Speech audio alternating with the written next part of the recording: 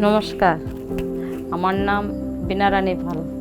কল্যাণপুর কুঞ্জবন মণিপুরিপাড়া আমার বাড়ি। আমার বয়স 47। আমার হঠাৎ করে ব্যথা হওয়ার পরে আমার ডাক্তার কাছে যাই।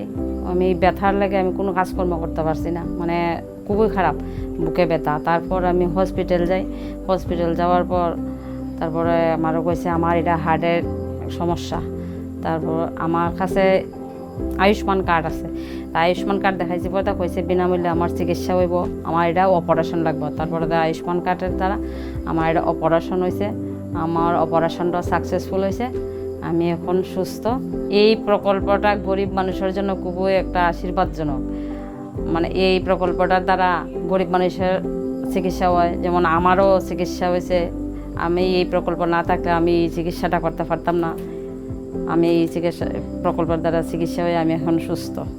ভারতের মাননীয় প্রধানমন্ত্রী এবং ত্রিপুরার মাননীয় মুখ্যমন্ত্রীর কাছে অসংখ্য ধন্যবাদ।